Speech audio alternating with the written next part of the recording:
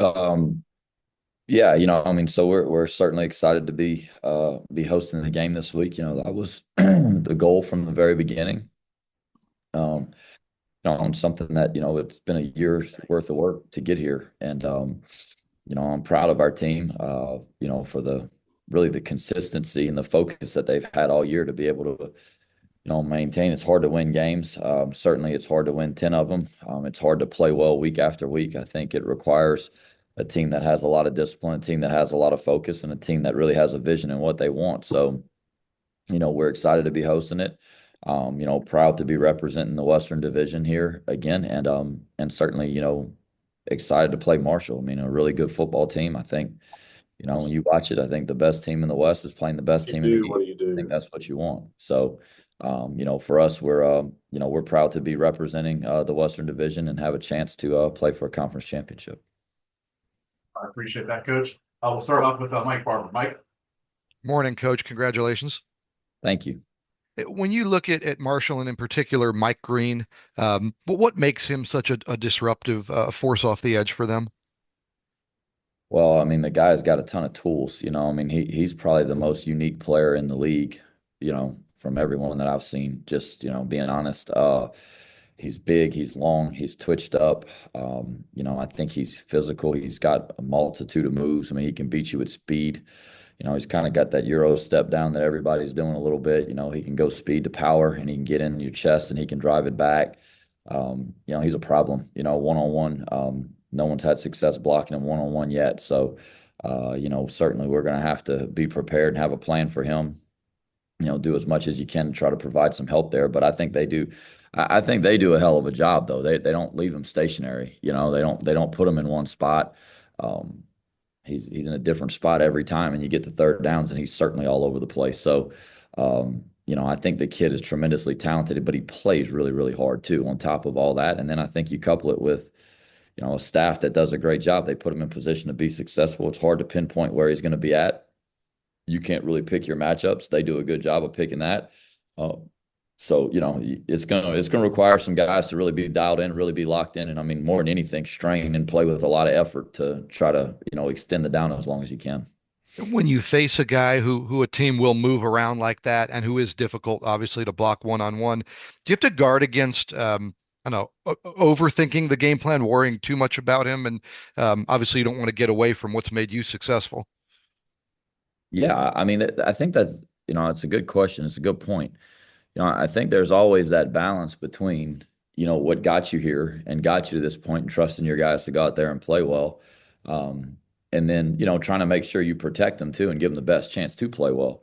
Uh, here's the deal though. I mean, this is probably the biggest front that we've played this year. It's not like, he's the only issue they got. I mean, they've got guys that win in one-on-ones all over the place. So, I mean, yeah, it'd be nice if he was the only good player they had on defense or the only one they had on the front. I mean, at the end of the day, we're going to be one-on-one with them I mean, in the game. I mean, that's going to happen. And, we're going to have to hope, we can win more than we lose. And, to me, I think it is a good point, though. I mean, you have to kind of trust your guys that helped you get here. They've held up, most of the year really well. And, we're going to have to do it again. Thank you. Thanks. Over to Dan McDonald. Dan. There I am. Morning, Coach. There were some, there were some concerns, I'm sure, obviously, from a lot of people when Ben Woods went down. Can you talk about how Chandler Fields has stepped in and what's been able to make him so effective? Well, yeah, I mean, certainly there was a lot of concern. I mean, anytime you lose your starting quarterback, it's not good for anybody. Unfortunately, we've kind of lived in this world for 3 years in a row.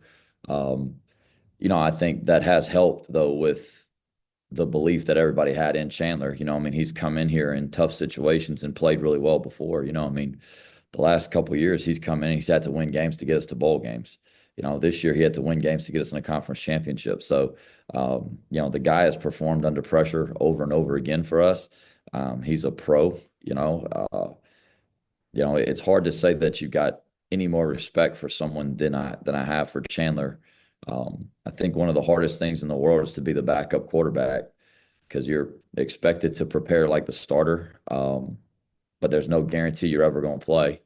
And then when your number's called, you better be ready to play. You know, I mean, there's no excuse. I mean, where we were in the season, we have 135 guys on this team that helped us get into contention to play for a conference championship. And, Chandler prepared the whole year. He wasn't going to be the one that let us down. And, I think he played tremendous against Troy, really the whole game. The second half at South Out when he came in and played great. Thought last week the first quarter wasn't his best. I thought he did a hell of a job though, and just settled in after that and played really good football for 3 quarters. So he's a veteran guy that's played in big games. He's got belief in himself. Everyone in our building, on our team, everybody's got a ton of belief in him as well.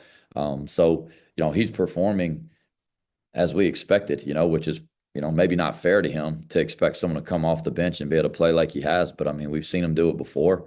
Like I told him, I said, we're going to let you play. I mean, we're not changing what we do because he's playing. I believe that he can run everything we need to run and do it all. You talk about him being able to run everything. Are there some things that maybe he gives you that may be a little bit different than what Ben gave you? Yeah, I mean, he and Ben are both tremendously talented, but I mean, I don't know if they could be any more different, as players, really, the way they are. Um, with Ben, there are certain throws and certain concepts that he doesn't like, doesn't feel real comfortable with. Chandler, kind of the gunslinger he is, there ain't a throw he's ever seen that he doesn't like. So, we have a lot of things in our offense that, as the time went on, you could tell Ben didn't like them, kind of whether he expressed that or just kind of tell he didn't really feel comfortable throwing it. Well, those things kind of come off the shelf with Chandler, because he likes to push it down the field. He likes to do all those things. And that's kind of his game a little bit. I think as far as a runner goes, Chandler is probably a little bit quicker, not probably, he's a little quicker than Ben is. So that gives you some stuff in there. But, I mean, the reality of it is that, over the course of a year, from spring ball to fall camp and everything, you have summer workouts, all this stuff. You've got 5,000, snaps with your team and working good on good. There's a lot of offense there. You just try to tailor it to who's playing and kind of what you're trying to do. So it's not like you have to change offenses. You just maybe pick a couple more things from here that he likes and take a couple things that, maybe Ben liked better that maybe don't fit him as well. So it's not a change in offense or anything. It's just some nuances to it. If I could ask one more quickly, the first game that you served as head coach when you took over the program was against Marshall there at the Superdome in the bowl game. Um, where are you? How different are you as a guy to lead the program than maybe you were, for that bowl game now 3 years ago? I don't feel like I'm even the same person anymore, to be honest with you. Coach Stoker says this all the time. He's a head coach for a long time. He says it's like living in dog years. And you learn a lot, after that first game. That's kind of when the college football world kind of turned on its head. And, we had to navigate an entire new system of what college football is. That was the first year of NIL and the transfer portal. It was a completely new era in roster management. It was a completely different game. When you start talking about, recruiting your own players because other people are recruiting them, all these things that go into it. It's yeah, I mean, I've changed quite a bit. I think I've learned a lot. Naturally, I think anytime you first take a job, you always think you're ready, and then you get into it and you find out you really weren't ready. It's been like that for me in every job I've ever had. So, it was baptism by fire, but, I'm very fortunate and very thankful. Our administration has been great. They let me work on building this roster the way that I felt was right. They allowed me to recruit the players I wanted to recruit, to hire the staff I wanted to hire. And I always felt like the way we were building it, I thought that by the time we got to year 3 would be the year that we, really had a team that we felt could compete. And so I'm grateful for those things. I'm grateful for our players who stayed here. I mean, in the time right now where the popular thing is to leave and to jump ship and to always look for a reason to go, these guys decided to stay. And the plan I had with recruiting high school kids and building it with a high school foundation wouldn't have worked if these guys hadn't stayed. So, yeah, I've changed a lot, but I think a lot of the things that I believed in from the beginning have only been, reinforced, over the last couple of years where I fully believe in them. At first you hope that's what it was going to work because no one knew. But now I do believe that this is the way to build it. I know it's the way to build it. And that's the way we'll try to continue to do it to sustain success. Appreciate it, Coach. Yep. All right, we'll go over to Joe. Joe? Hey, Coach. You hit on it a bit there, but through all the change of the last 4 or 5 years, you've got quite a few players on your team who are obviously difference makers, leaders who have been here for 4 years or more at this point. What does that say about just the culture that you've made and the buy-in that they have to what you're doing? Well, what I hope it says is I hope it says that these are guys that are still choosing to come here for the right reasons. We recruit young men and their families to come here because I know Louisiana is a special place. It's the best decision, I made in my life, aside from marrying my wife, was to attend the University of Louisiana and come to school here. This place is special to me. Um, you know, I say this all the time, and people, we use the hashtag culture here. We've used that for years since Billy got here. And everyone talks about culture, but we talk about it every day. And the thing I tell the players is this, they are responsible for the culture. The head coach gets all kind of credit, right, when things are good, and he gets all the blame when it's bad, and that's fine. But the reality of it is that the culture is built by the team.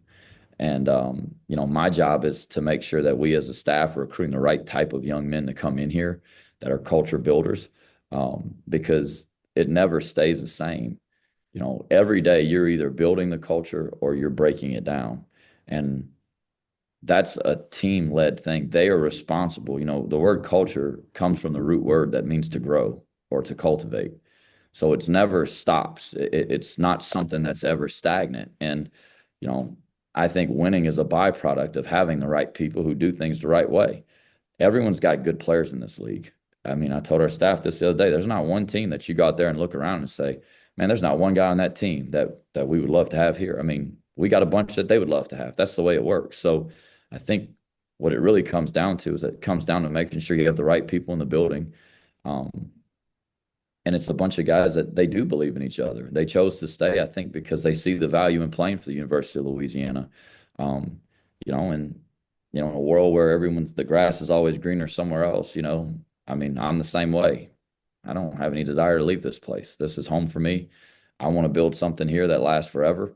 And, we have a senior-led group this year that they chose to do the same thing. So, that's the culture that we want to continue to build. But again, it never stays stagnant. Just because you have it figured out one year certainly doesn't mean that, oh, well, this is it. This is just the way it is. You have to continue to work to grow and improve that. And these guys have left their mark here. We need the next group to stay and do the same thing. And then I wanted to ask you about your running back room as well. Bill Davis is over 5 yards a carry. Zylan Perry's over 6 yards a carry. Draylon Washington's over 7 yards a carry. Just what do you think of the depth that you guys have built up and the things that they've shown over the course of this year? Well, I mean, we've been very fortunate here. I mean, shoot, you can go all the way back to whenever I played and we had Tyrell Fenroy, I mean, Tyrell Fenroy, Elijah McGuire, Alonzo Harris, Elijah Mitchell, I mean, Trey Regis, Raymond Cowell. I mean, you can go on and on and on about the guys that we've had here. So we've been very fortunate to have very good running backs. And going into the year, I felt like our offensive line would be one of the strengths of our team with all the veterans we had back. Our tight end group was young but really talented. Those guys have played very well for us. And we felt like we had three backs that kind of fit the Chris Smith, Eli Mitchell, Trey Regis role, where we had three of those guys that were all ready to go. And it helps, I mean, right now, you get to the end of the year and you got a couple of those guys by the nature of the position are going to be a little banged up. It allows us to really kind of spread the workload. And, for us, I think the big thing with our running backs is, yeah, they spread the load and they share the love a little bit. But when they get to the NFL guys love them because they got a lot of tread left on the tires. So it's worked for us. I think Coach Bergeron has done a phenomenal job with those guys. He works really hard with them to teach them, the ins and outs of protections and the run schemes and all that stuff so they can play even faster. Because really, Zylan and Bill are both young kids that are still learning. Dre's been here for a while, so he's got to figure it out a little bit more. But he's done a great job with them. We go into every game and we have a plan for, basically it's just going to be who's going to start. After that, we roll them in there and whoever's got the hot hand's going to roll. So a lot of people make the run game work. Quarterback gets us in a lot of good runs. O-line, tight ends block it up. Our receivers have done a much better job as the year's going on blocking on the perimeter. And certainly we've got 3 talented individuals that can carry the load. I'll go over to Marcus. Marcus? Hey, Coach, how you doing? Good. How are you? Doing good, man. Just looking at this week, obviously there is a game to play later down the line, but when you look at the journey since you became head coach to get to this point, just how rewarding is this week to be able to say that you guys are not only playing for a Sun Belt championship, but also hosted it? Well, I mean, it's special for this team, because I told them yesterday whenever we sat there and talked, this is something that we we spoke into existence. And, we said this in January coming off of a 6 and 7 season when people had really written us off and kind of left us for dead a little bit. And, people love to say things are impossible, because it's hard, you know, people, when they say something's impossible, it's usually because they don't want to work that hard, or it requires more than they're willing to give. And for us, it was just about doing it. And, it's one thing to say it, right? It's one thing to have that goal. And I tell them this every year at the beginning of every fall camp, every team in America, their goal is to win a conference championship. Nobody's goal is to, hey, let's go 500 this year. Like that's what we're shooting for. I mean, nobody sits in a room and says that. So the difference is, what are you willing to actually do to get there? And I think that's what's so rewarding about it is I've seen the work, since January. And, look, I tell the truth. I mean, I said from the beginning of the year, I felt like we had a chance to have a great team. Last year I knew we had a chance to have a good team if we could grow up. We didn't. We didn't handle some things really well. I knew this year with the maturity coming back, we had a good football team. I mean, I've been around football my entire life. I mean, I knew what this team had and what it's made of. So I'm happy for them. It's not about me. It's never been about me.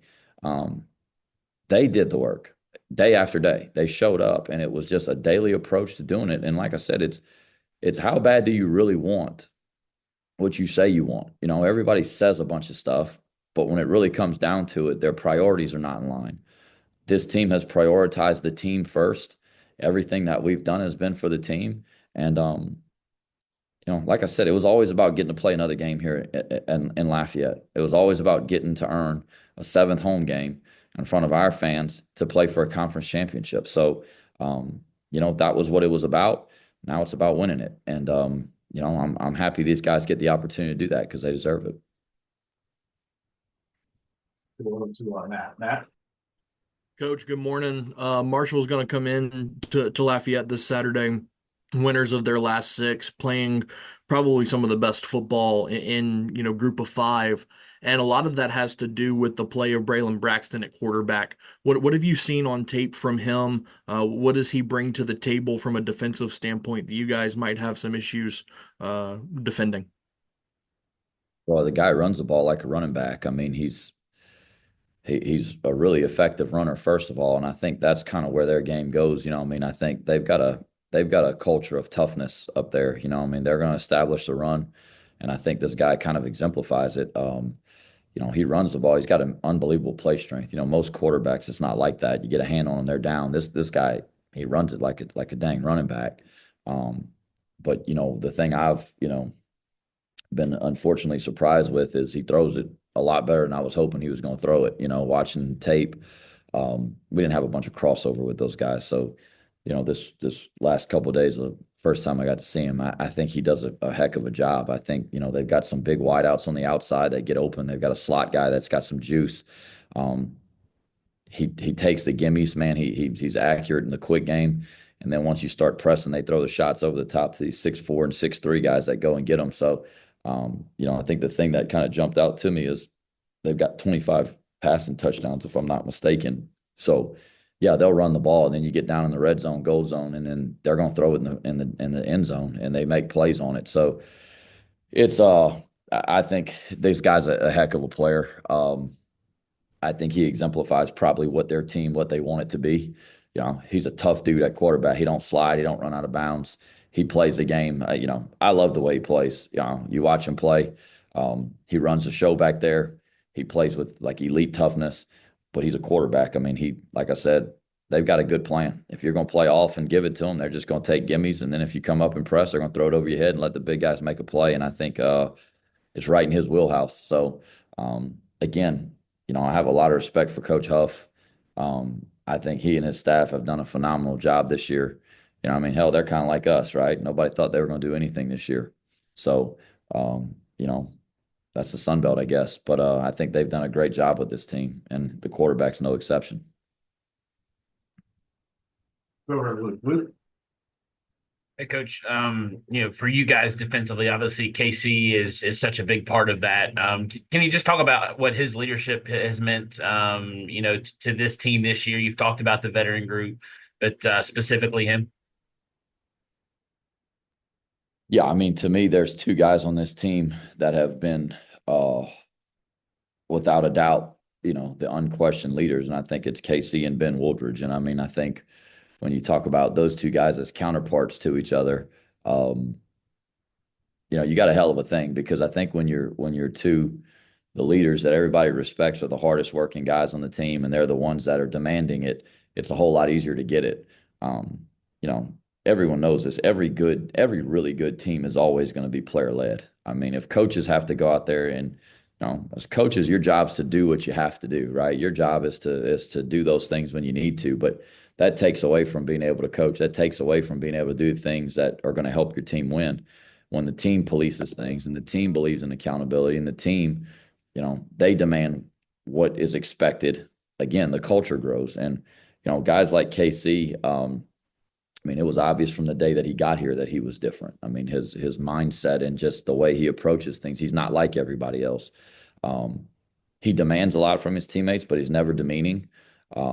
He demands a lot from himself, more than even we can ever ask of him, which is what you want your leaders to be.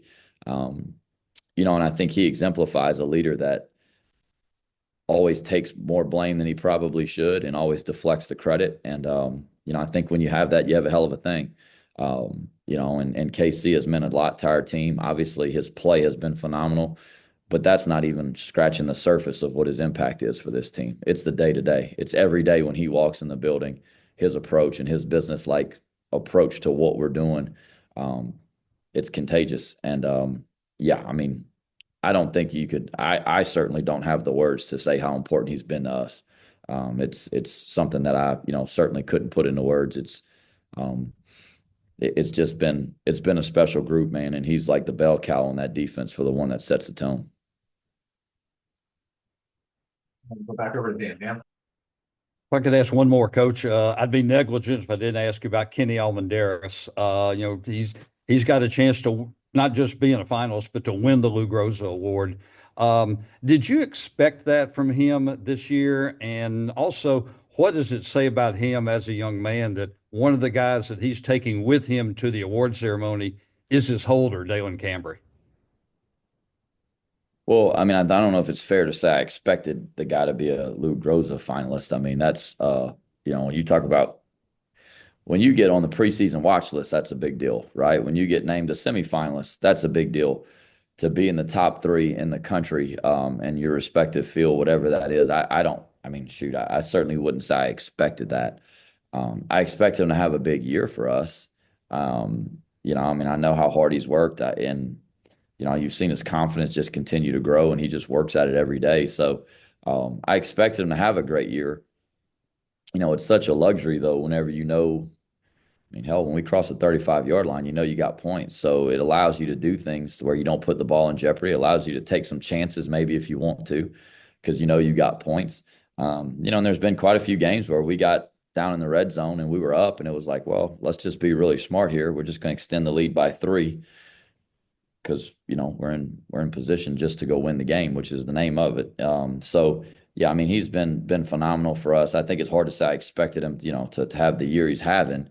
Um, but look, I don't know if I don't think there's a national award for it, but if there was, Dalen Cambry would be the national holder of the year. There's no question about it. I mean, that guy has been phenomenal. So I'm not surprised that Kenny sees him as a huge part of his success because I think Dalen's done a phenomenal job for us. But again, I mean, Kenny's one of those people that he's really humble. He's got a humble spirit. I mean, he's all he's talked about, since he's won these awards is how much he appreciates his teammates, and how much he appreciates, I mean, they got 9 guys up there blocking for him, right? So they got, well, really 8 blocking, 1 snapping, 1 holding, and him kicking. So it takes 11 of them to make that work every time. He doesn't get field goal attempts if it's not for the offense moving the football.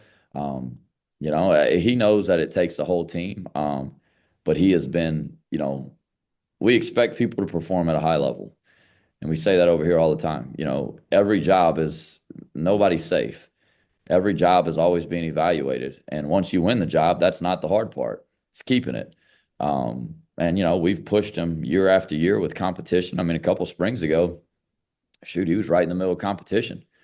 And he comes out of it, the winner of the competition, and he's never looked back. So, there takes some mental toughness in that. I think being a kicker, like I've never had to kick a field goal in my life. I don't know the first thing about it, but I know there's sure as hell a lot of eyes on you. And whenever you got to go out there and perform, everyone expects you to do it. So there's some mental toughness and some grit involved in that too. And Kenny certainly got that. Appreciate it, Coach. Sure. We got time for one more from us, Sam. Coach, you've spoken about the team first approach, and you've got a guy in Lance Lejean that's transitioned from QB to wide receiver for your team. When you made that decision, or you and your staff made that decision back in 2022 for him to transition to wide receiver, did you ever imagine he'd be your leading wide receiver this season? And then, kind of what has it been like to see him blossom into that top wide receiver role for you guys?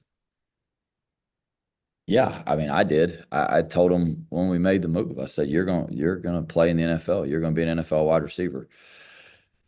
I've been fortunate to be around here and have seen some. Lance, I don't know if he believed me, at first, but I would love to say that it was easy. It was just, jumped in with both feet. It was a little reluctant at first. But the reality of it is he did it, and he trusted us and he trusted me. Ran out there and started working on his craft at receiver. He hasn't had a whole lot of time to really perfect his trade there. Between, off-season shoulder surgery and missing time for different things.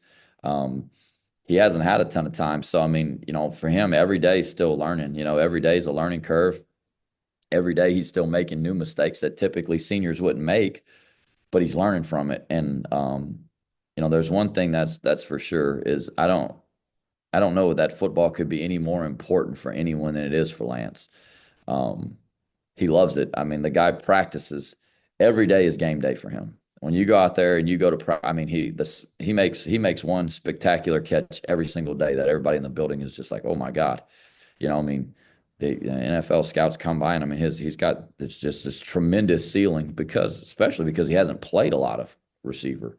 But there's so many stories on this team about guys who have put this team in front of themselves. So many stories about guys who have been through adversity, some of them through hell and back, to be able to go out there and represent our team and our university. And Lance is one of them, man. And everyone on this team loves that kid because he goes every day and he goes hard and he don't say a word. He just works and he just shows up and he works. And he has he's a joyful person. He's out there every day. He doesn't say a whole lot, just goes to work, but he don't have a bad day. I mean, if he does, you never know. And, I'm proud of him. I'm happy for him. But yeah, I'm not surprised that he's playing that well for us at wide receiver. I knew what he was capable of, and I'm proud of him for making it work. Thank you. And thank you, Coach. Appreciate your time today. Yep. Thanks, guys.